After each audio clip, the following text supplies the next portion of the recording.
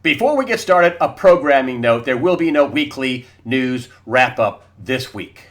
The reason why there isn't going to be is because every once in a while I get one of these interviews that is just unbelievable, and I want you to see it. It's timely. I want people to hear it. It's going to be an in-depth interview. Some of the things I would have talked about in the weekly news wrap-up, I'm going to bounce them off my upcoming guests. So no weekly news wrap-up, but just this week, okay? I'm Greg Hunter. Welcome to USAWatchdog.com. With us, a phenomenal talent. He says he's self-taught. And he must have taught himself really well because he was a consultant for big companies like Microsoft, the U.S. government, big car companies like Chrysler, aircraft companies like Boeing, airlines like British Airways. What a talent. A brilliant guy. Of course, a lot of people in the internet world were self-taught. I'm talking about Clif High. Clif High from Half Past Human. Clif High, thanks for joining us today on USAWatchdog.com. Thank you very much for having me. It's going to be good. I know you got brand new information out, and you have a website called Half Past Human.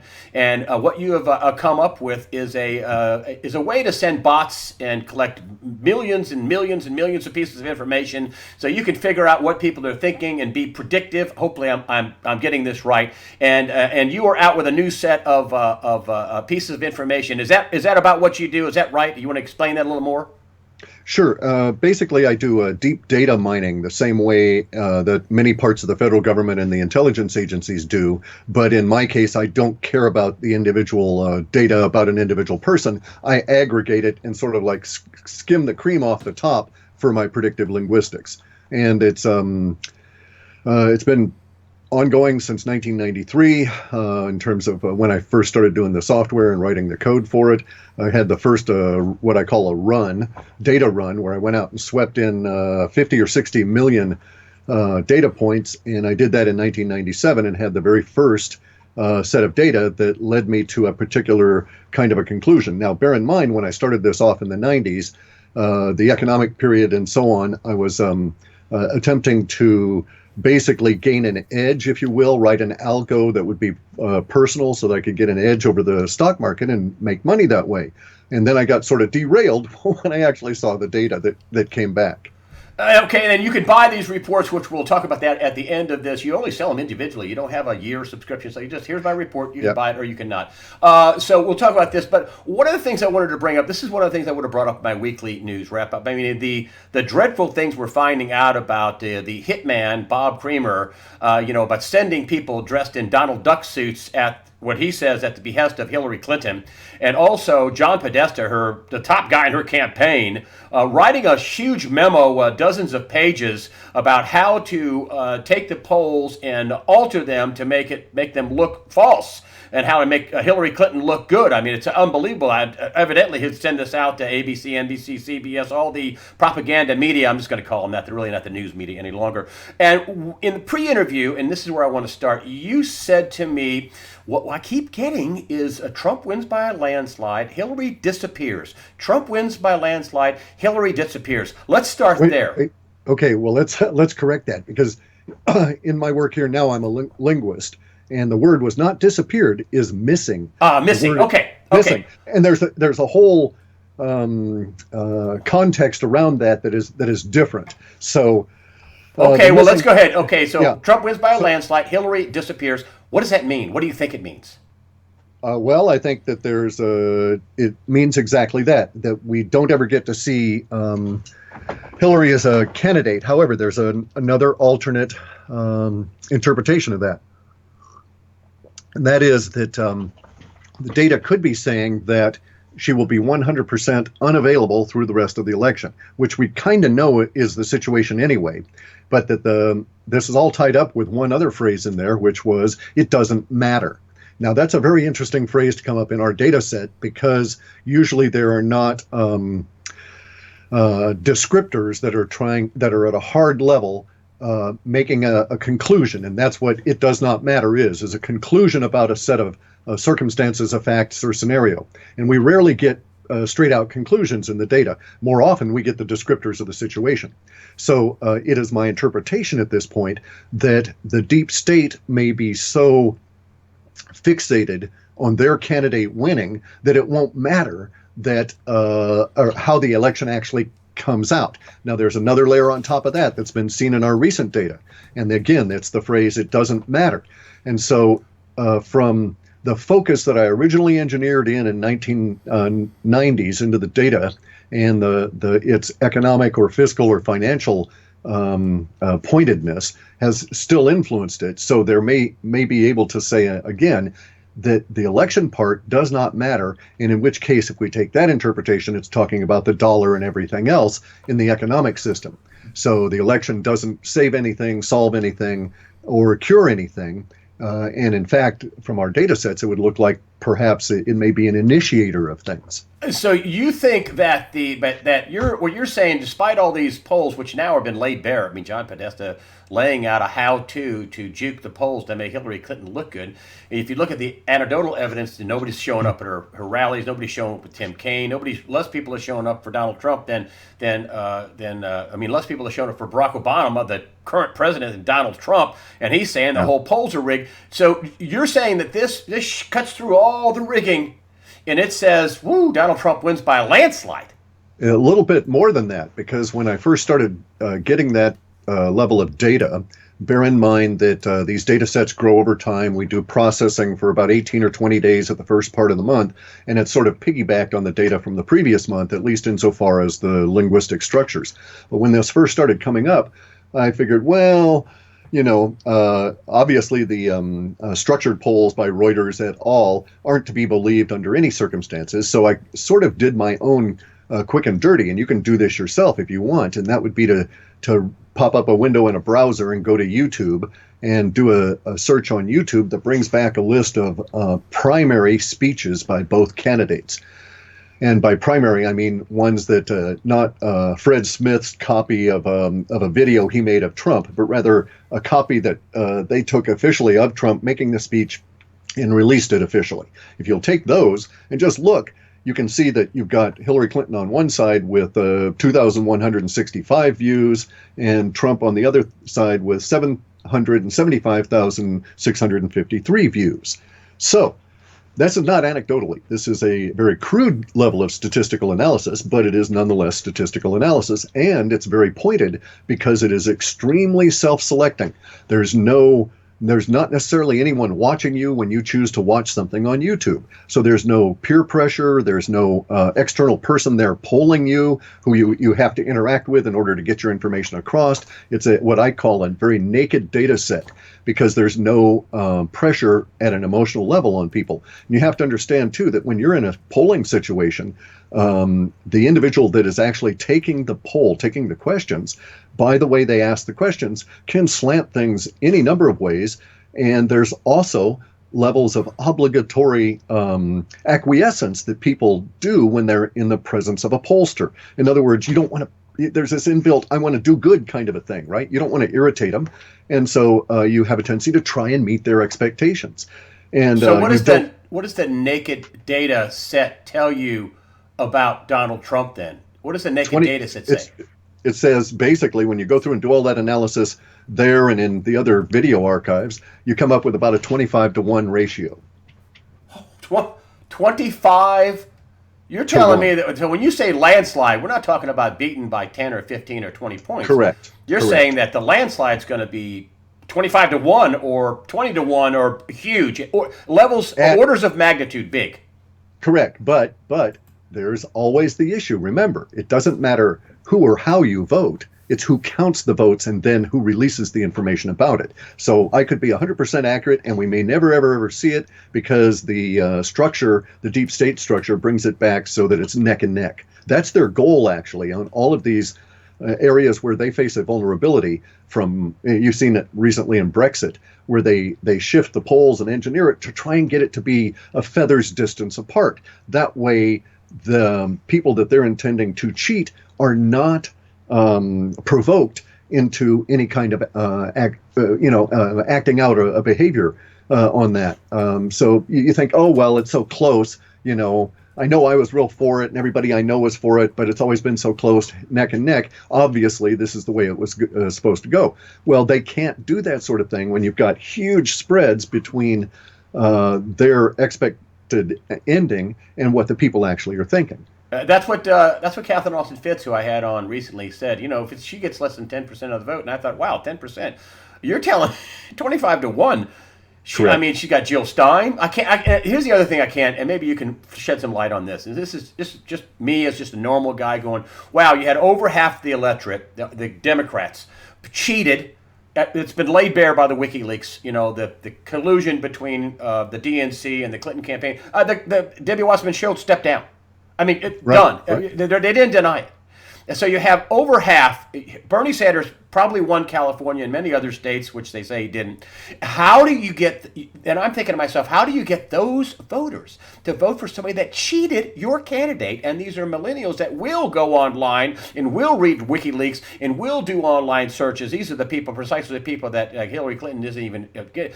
So does that play a part of this landslide that these people were cheated online? Does your data say anything about the Bernie Sanders voters? That I haven't talked to a single one that said, oh yeah, my candidate was cheated, but I'll still vote for Hillary Clinton. I haven't talked to a single one that said they'd vote for her.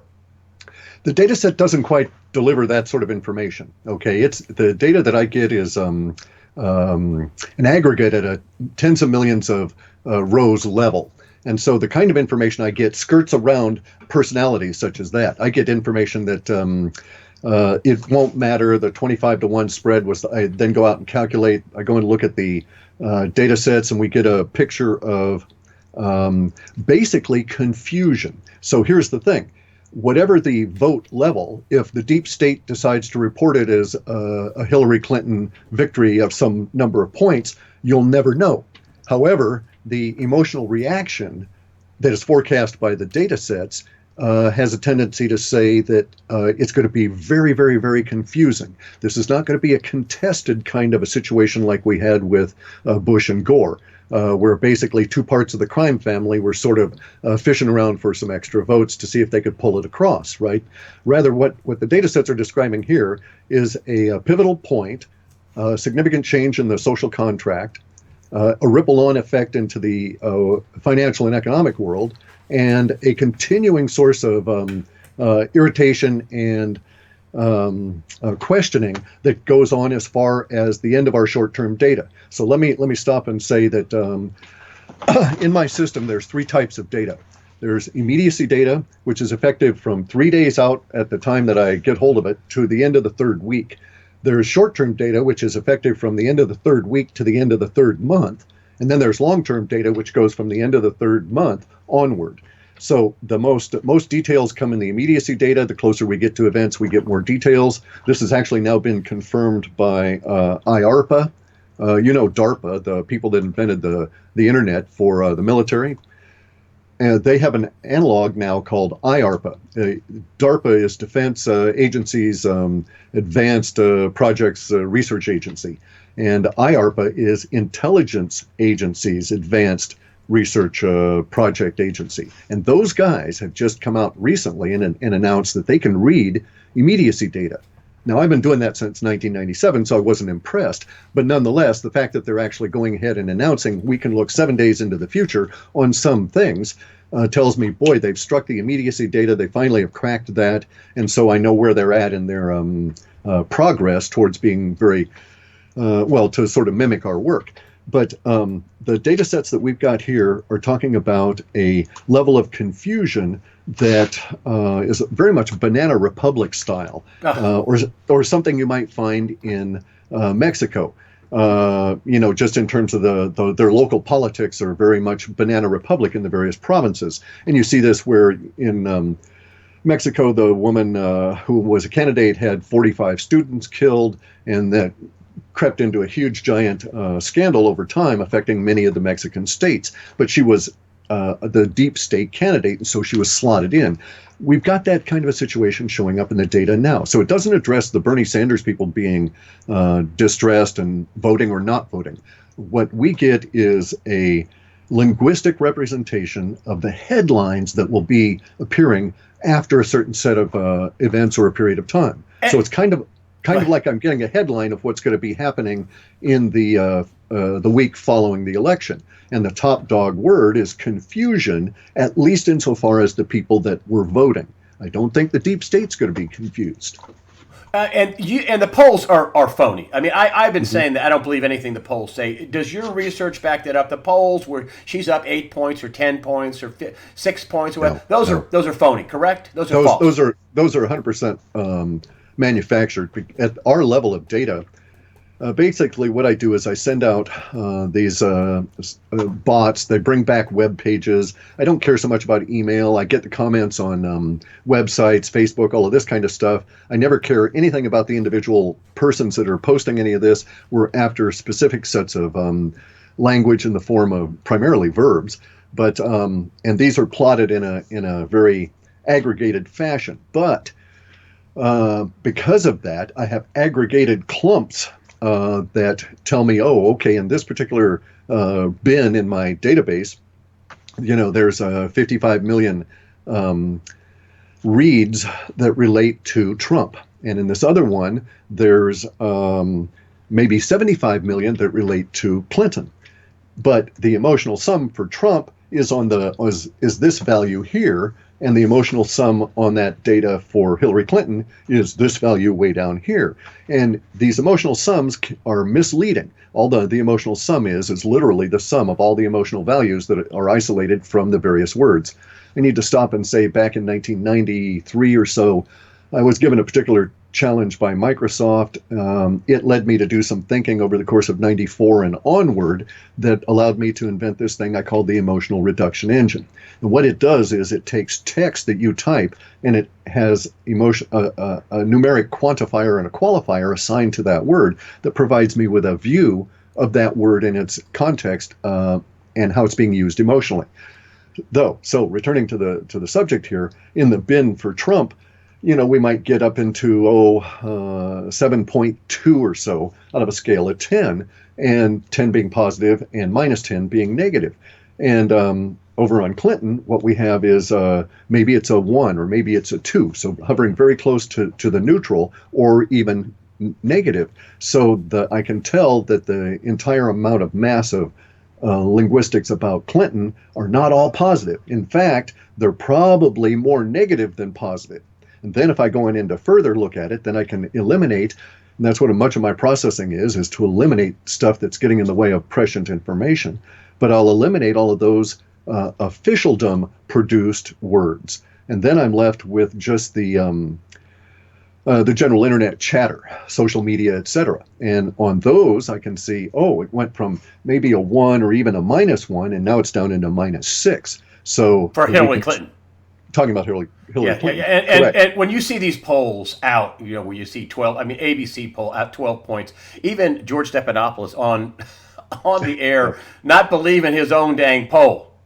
And for good reason. And then you had this Podesta thing. Here's how you oversample Democrats, and here's how you oversample independents that lead Democrat. And it's unbelievable. When you see these polls, you just totally 100% manufactured. You just don't. Correct. Nobody should believe these polls, is what you're saying.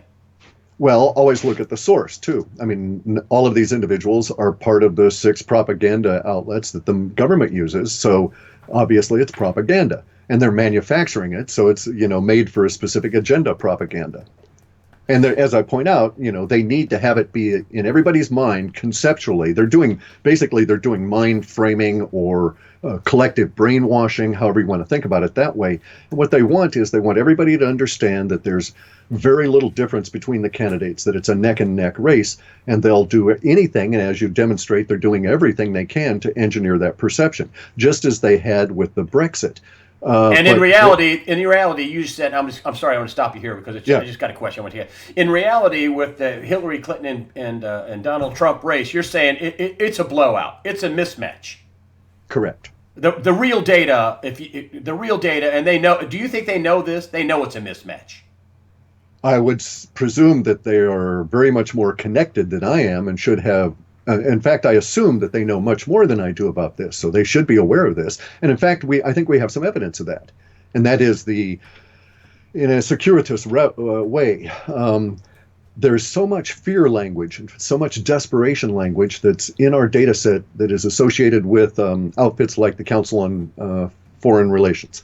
Any kind of a quasi-officialdom organization and that we can sample, And in our samples, we've been finding over the past probably 2 years this very much rising trend line for fear associated words, anxiety associated words.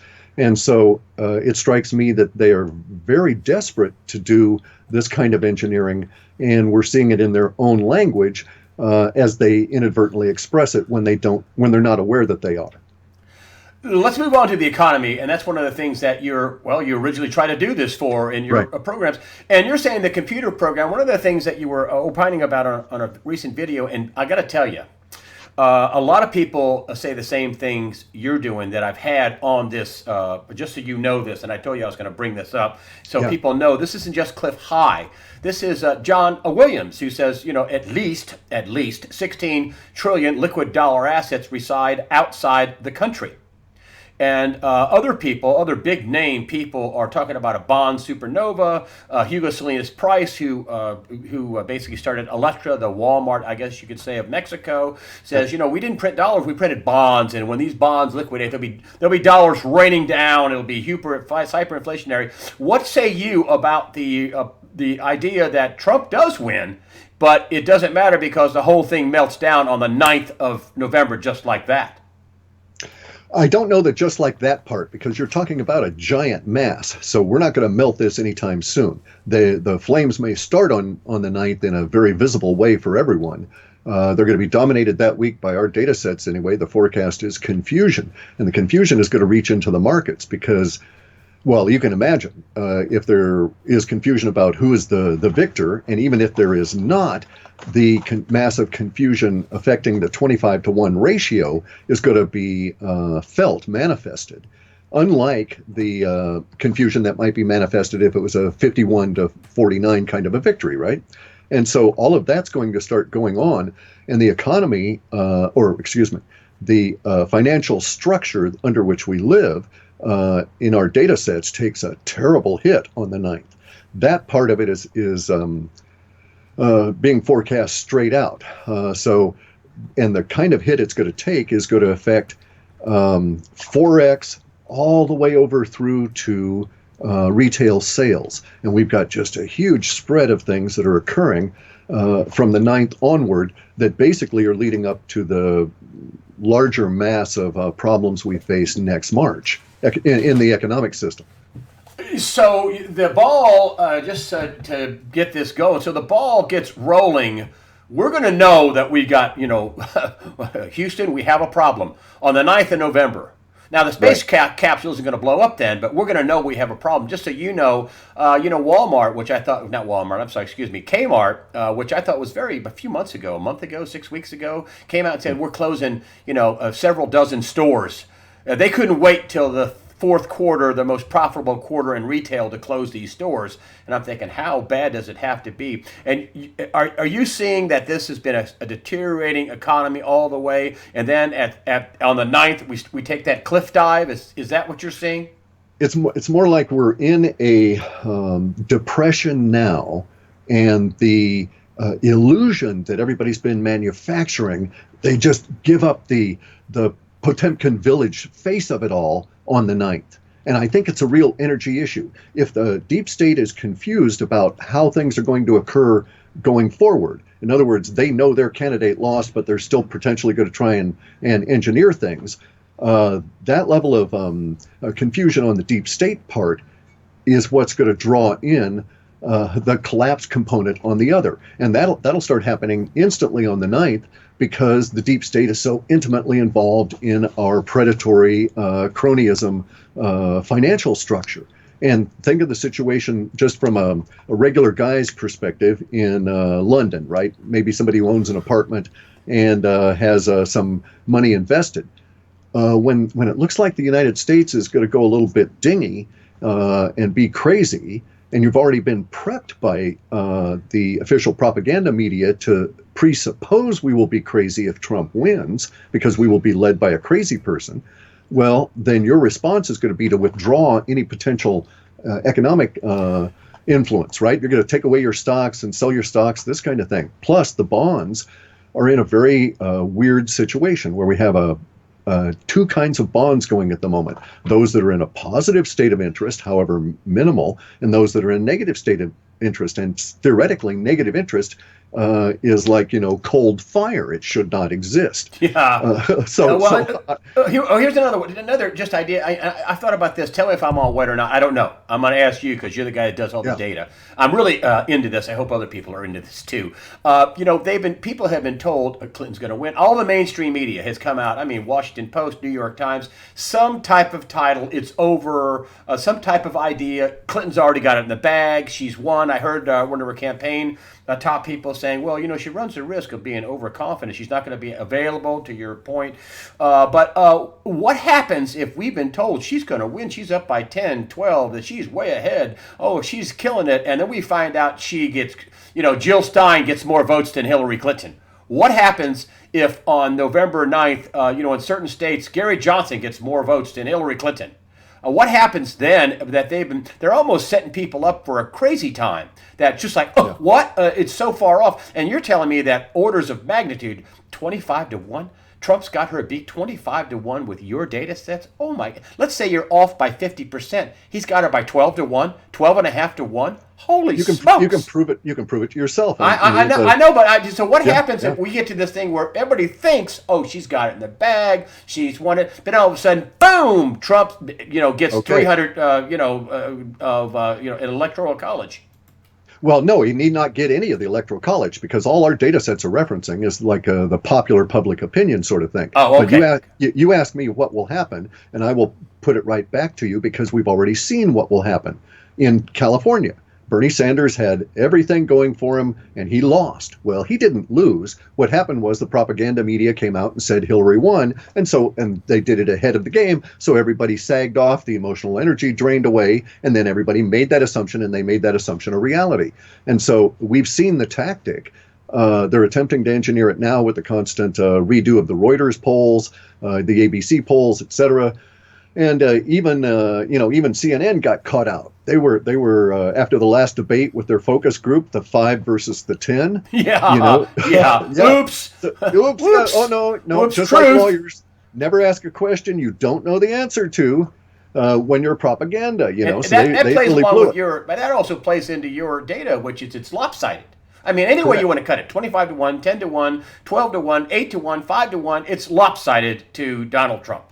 But does it matter? Probably not. Not if the deep state comes on out, and they're the people that actually control the people that count the votes, and they deliver it'd be a fiat selection kind of a thing, saying, oh, Hillary Clinton has this many, Donald Trump has this many, and then what happens? That's the big question, because we have so many of the contexts that are associated with Donald Trump also being associated with other larger social memes that I think that Trump would not be allowed to acquiesce to a Clinton victory under any circumstances, just because so many of his supporters know the deep state lies about everything, knows they lied about 9/11, knows they put in the Bushes, they put in the Clintons, they want these people. And the problem for the deep state is this is just like 1918. In 1918, at the end of the First World War, there was this big push for the League of Nations to go and basically go globalism. But people have had it. They just were totally done with that kind of thing, and globalism failed. They tried again after the end of World War II, but look how long it's taken them to engineer globalism again. But again, people have just had it. They want, actually, according to our data sets, people want to break up large countries into smaller, more friendly, more manageable, more tribal kind of communities. And the big giant national state is fighting a trend that is forecasting its own death. And so these people are going to fight to the end because they have no other alternative. There is no medium ground between the populace that is sick of being harvested, to use Catherine's words, by the deep state, and the deep state itself, which cannot exist without that harvest. And then you get into some of the stuff. Now, bear in mind, all your audience should be well aware that I deal in woo-woo. Now, woo-woo, by my definition, is everything that is officially denied and unknown and unexplainable. And so anything that's officially denied, like UFOs, that kind of stuff shows up in my data sets in a particular area, in what we call the space goat farts entity. And in there, the deep state is intimately co-joined with the secrecy around the UFOs and all of the stolen money out of the Pentagon and out of the rest of our society. Trillions of dollars, just so people know. Trillions right. of dollars. The latest, Catherine Fist said 9 trillion just this year, supposedly. Over 9 trillion. Go ahead. Okay, but now imagine this effect on an entire generation and all the subsequent generations, because we were sort of born in the baby boom. We were in the 50s. You were born into this situation where there was a giant parasite on the country that's sucking money continuously. And this is the secrecy around the UFOs and all the stuff they're back engineering and all the weird stuff they're developing, and it leads to all of the rumors and the conspiracy theories about super trains under the continent and UFO bases in the middle of the ocean and all of this kind of stuff. Now, bear in mind, there only needs to be one UFO existent to have all of it be validated. If you have one of these little spaceships show up, then everything that could have existed around spaceships may have actually existed. So we're in a situation now where the populace has an emotional mindset that is at a diametric opposite end of the range from the deep state. And the deep state is just unwilling and unable to slack off at this particular point. And this has to do with the inflation of the money supply that has been going on as a result of the Federal Reserve from basically the 1930s onward, but it became most effective in the 1947 and onward. And what they actually did was, because they created so much debt, and they may have done it deliberately, and this is the woo-woo part, this is the conspiracy part of it, they created so much debt that they actually encouraged the population to feel good about all the financial stuff going on, such that they bred more and brought more people forward. So we now have many more people on the planet than we had before, and it's almost as though they were deliberately engineering for a population boom, because they somehow knew they needed a certain level of population to achieve their broader goals. Oh, and Gregory Manarino, while you're drinking, says the same thing. He says this is going to be a resource issue. When it pops, he says people are going to die. I mean, that's the end result. There's going to be a lot of people that die. I want to get forward. You brought up the inflation card, and I want to sidetrack you a little bit, because you have talked about gold and silver and real assets. A lot of people have been on here saying paper assets are going to fry. They're going to burn. Brokerages are going to get into deep trouble. You could have a great stock portfolio. You're not going to be able to get to it. The brokerage is going to go under. The bonds are going to get creamed. Real estate's going to go down for a while. Gold and silver is one of the components in a car title, a house title, I mean, stuff you own. What's going to go on with gold and silver under the scenario that you've just talked about? What's happening let's start with gold. Okay, gold and silver are going to rise relative to the falling currencies, and gold and silver in actual purchasing power will also rise. So it won't be the situation of where they say, well, gold bought a good suit back 100 years ago, and an ounce of gold will buy a good suit now. That's going to change. It's also going to change radically with silver. The ratio between the two are going to change, because silver is now that much more valuable. Also, we're going to discover, as a result of some of the forecasts that we've got in our data sets, that silver in 2019 through 2024 becomes the metal to have. To hell with gold. You need to have silver. The reason, because of this particular innovation wave that's going to be occurring over these next 5 years, or 6 years for us. Silver will become much more in demand than we can ever imagine now. And it actually may become too precious to use as a store of wealth, which is to say that the people that will invent some of the new electrics that need silver will basically be willing to pay whatever it takes to get the silver, simply because the output on the other side is so fantastic. So imagine if you had to pay $200 an ounce, or even $2,000 an ounce for silver, as a manufacturer of a device that basically, if it had that silver, it could operate and fundamentally never fail and never shut down, and it continually produces electricity just sitting there. So we're talking about sort of a new electrics, except that or sort of a free energy, except that there's a high capital outlay to create the devices. And so, but you wouldn't care if it was $2,000 an ounce, because those devices will be so much more valuable then, because of our deadly, and I'm using that word very advisedly, our deadly, our fatal future that's only in the 2020s awaiting for us if we don't solve the energy problem before we get there. So we're in a situation right now where the powers that be, officialdom as I describe it, caused debt to exist in the early all throughout the last century, such that we now have a population that cannot be sustained on our current energy diet. The oil is too expensive. We don't get enough BTUs for the BTUs put out for anybody to even be drilling oil now. It's a net energy loss. Unless we get over 15 barrels for every barrel we produce, our situation is very dire indeed. Fracking only gives you 1 for 5, and it's falling. So it's a net energy loss there. And we have this coming up. We have a huge population, and we have a huge population that's going to be demanding energy in a way that we had never anticipated, at the same time that all of our sources for energy are crashing. And the only thing I see in my data that's helpful is that we're also at the time that the demand for energy, the thing that causes that demand, is also the seed of its own solution for a problem, because that thing is 5 billion new people hitting the internet between now and 2021. And the level of innovation is just going to compound and skyrocket from there. And so it's forecasting real energy innovation for us in a distributed form that is unlike the battery walls and so on that Tesla car guys are trying to put together, and is in fact much closer to 0 point, although it's not cost free. Oh, and I want to come back. I just want to finish up on gold and silver, and that's a great discussion, and I don't want to minimize that at all. So we're going to have big inflation, huge inflation. What about gold? Does gold go to, I see you mentioned 25,000 an ounce. Jim Sinclair mentioned 50,000 an ounce, and that might seem cheap, according to his partner and buddy and a business partner, Bill Holter. He says, these are two smart guys. They know all about the markets, economy, gold, silver. He says $50,000, $60,000 an ounce may seem cheap for gold, and silver maybe $1,000 an ounce. Could you talk a little bit about gold, inflation, and silver? Sure. The issue is that you have a lot of people running around saying that there's not enough gold. And in one way, that's true. If all of the gold that was mined was handed out, there would not be enough for 1 ounce per person on the planet.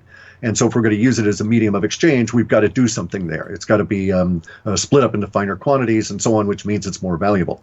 And we're at a situation where the inflation rate is totally unknown on the planet. We know it's in the mega quadrillions as they print digits all the time, but we have no real understanding because no one has actually been forthcoming with how much the central banks have polluted the money stream with in just the past couple of years.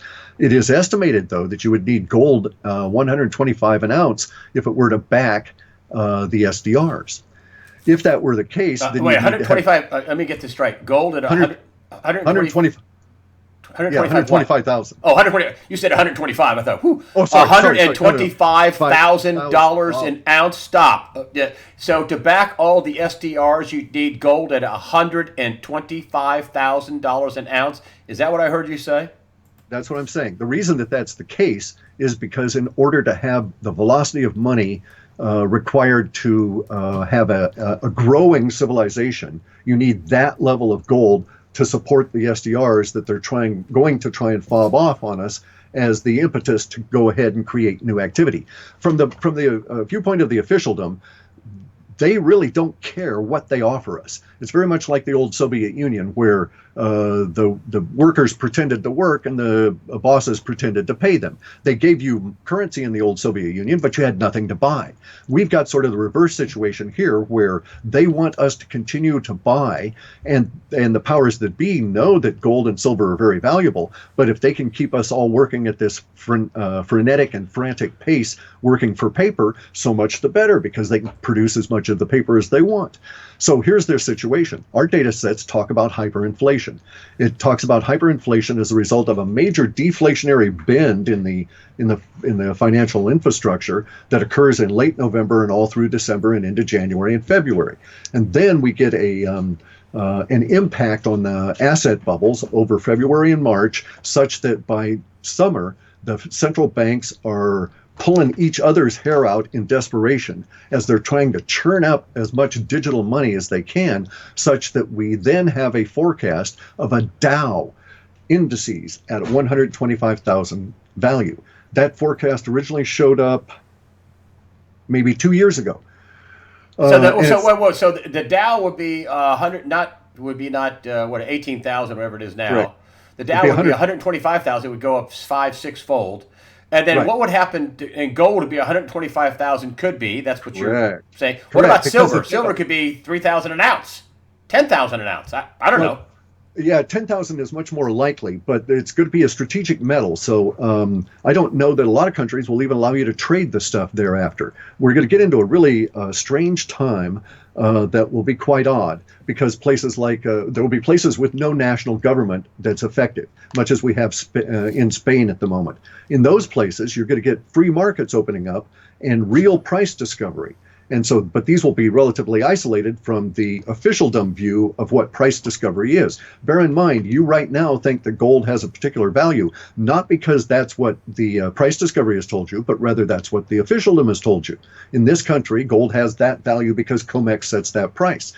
And that's the price, but that's not the real cost.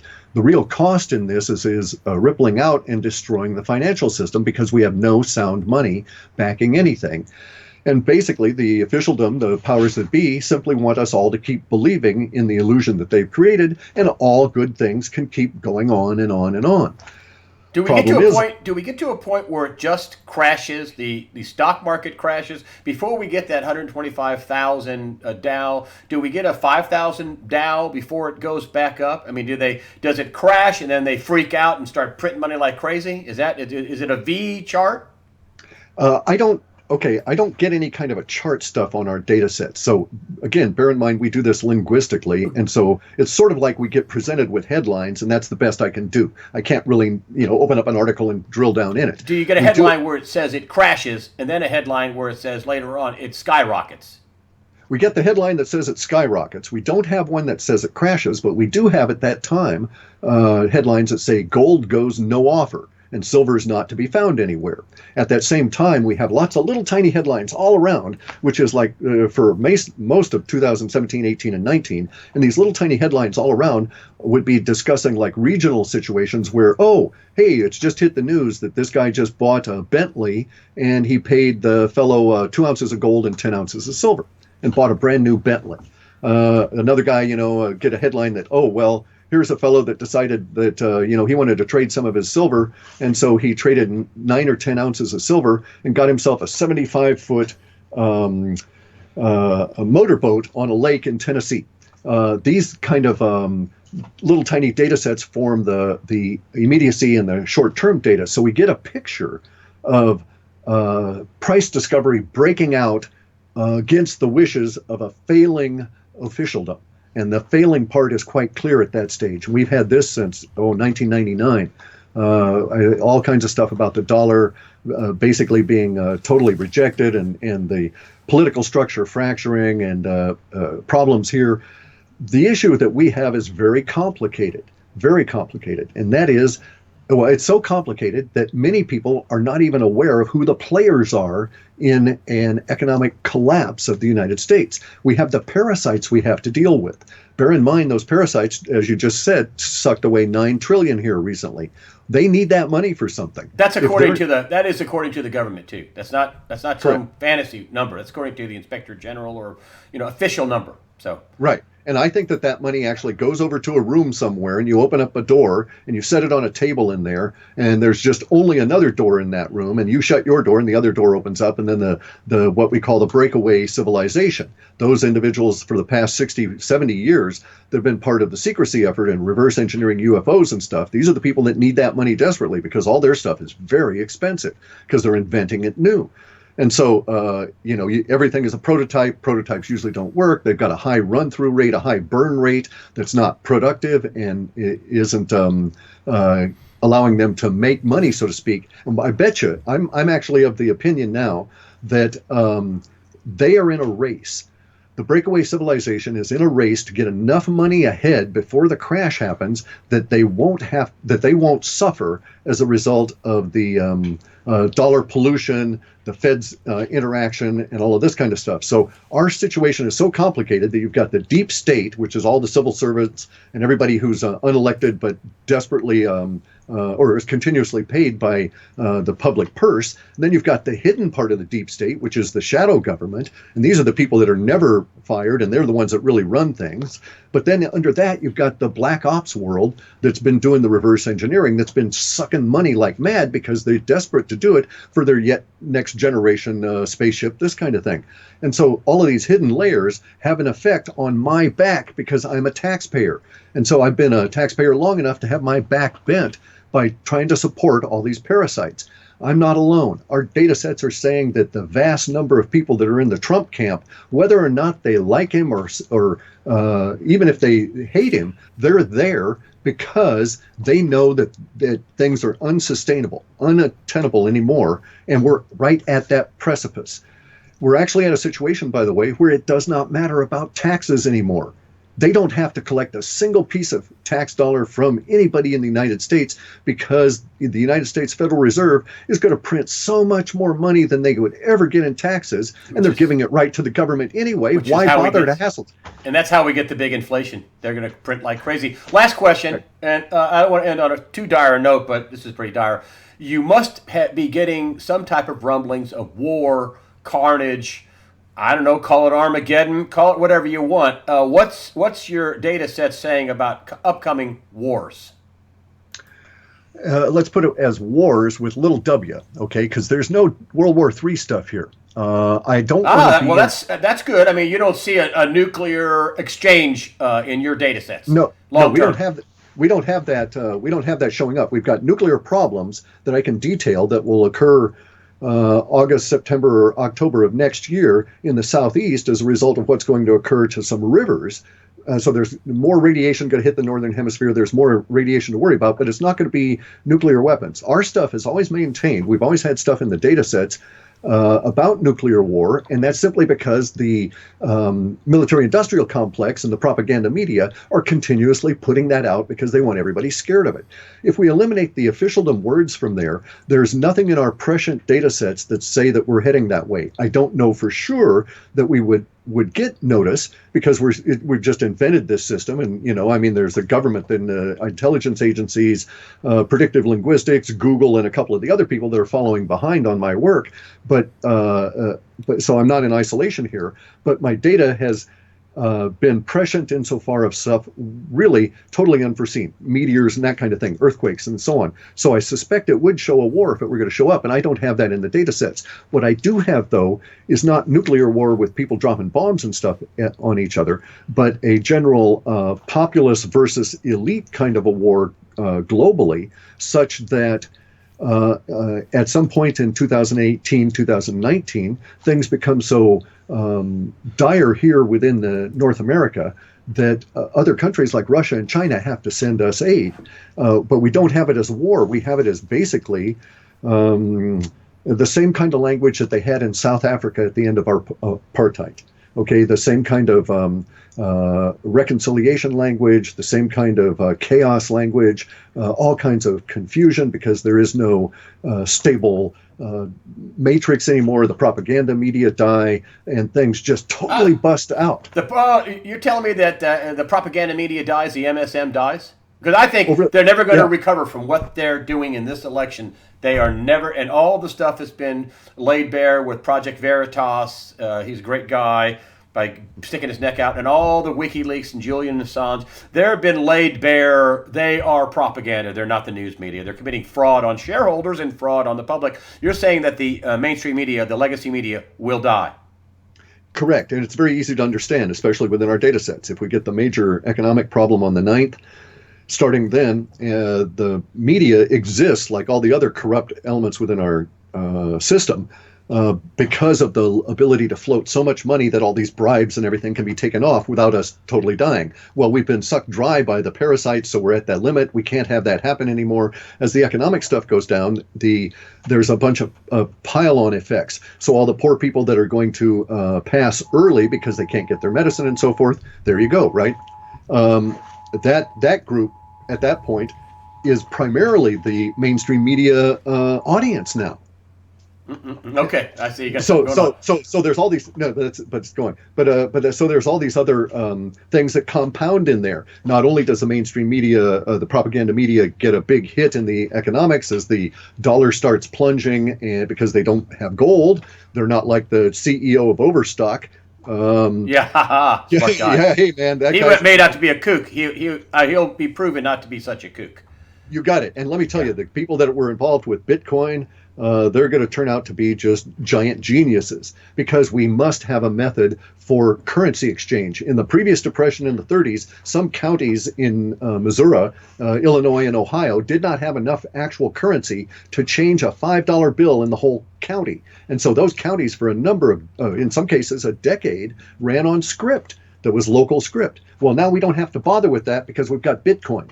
And cryptocurrencies, but Bitcoin primarily. So there are vehicles for us to navigate through these rather treacherous waters ahead. A lot of this stuff is detailed in my reports, but no, I don't fear the Russians because of two things. I know a lot of Russian language, and so I can read their text, read what's going on in their media, but also because I'm a martial artist and I do grappling, and so is Putin. He's a judoka, and so a student of judo, not just somebody who messed around with it. And so that's going to frame and inform his mind in terms of how he deals with this. And it's just so silly. But I sit here and I watch the lawyers that are our quote leaders as they bumble and stumble right into yet another throw by Putin. And it's like they just don't grasp this. They are so stupid, I think, or so unaware, or so affected by the same things they've been putting out on all of us, the chemtrails, the bad food, the GMO, et cetera, that they are suffering a disease of their own making. And so we're very much terminal in that regard. We have to cleanse the body politic because we're not going to survive. You can't take a nation our size, pollute the food body so we can't get energy and we're not eating correctly, pollute the skies with the chemtrails so we're breathing all the heavy metals, pollute the money with all of the wastage that is the central banks and the Federal Reserve, and expect to get a quality country. If you're going to make America great again, you'd better make America sound again before you try that. And it all starts and ends with sound money. Oh, people are going to love this interview, and they're going to say, I can see why you didn't have, your normal weekly news wrap up. Quickly, how do people buy your halfpasthuman.com? Is that correct? Yep. And then you have a report. You only sell individual reports, no yearly, no whatever. Here's Correct. a report. Correct. Here's this report. You can buy it in another month or two or whatever. You can buy another report. It's a one shot only. You can buy a la carte, buy reports, correct? Correct. And that's because we know in our data that something's going to come along and interrupt us, and I don't want to owe people anything. I got you. Okay. I mean, the internet will, just in closing, you think at some point between now and the end of the year or the end of 2017, you're saying we're going to have a big internet disruption like we just had in the Northeast and out West? No, it won't be that so much. I don't think that'll be the problem for us. Because we recover fairly. I do everything in a batch process because I started so long ago. I was actually working on mainframes at the time, and so was thinking batch mode. Also didn't have the computing power to run continuous back with Windows 3.1, right? No, it won't be that kind of interruption. We're going to have big problems in the United States next year as a result of earthquakes and other natural problems, not disasters, that will affect the internet sporadically. And we'll also have energy problems that will affect the internet sporadically for a number of years as it floats through various areas. But no, there's not going to be a generalized internet crash that would cause us to have problems. But any number of things, including officialdom, may interrupt my ability to provide a service. Clif High. Whoa, man. Thank you for taking us all to school. I hope you come back. It's half past human. Sorry to interrupt, but the very first thing you ever do, or the very first act that occurs to you when you experience any of the Enlightenment phenomena, is you start learning to say things by their correct name. And so, no, I would never, ever take anybody to school because I'm self-educated, and there's a big difference between education and schooling. Okay. Thank you for, how about enlightening us? There we go. How about thank you for enlightening us. The website, halfpasthuman.com. You can buy his reports. He has some free information on there as well, correct? Correct. And he's got his reports in there. How much are your reports for a report, just typically? $15 for a month's report. Wow. Clif High, thank you very much for joining us today on USAWatchdog.com. Hope you come back. Oh, sure will. It's been fun.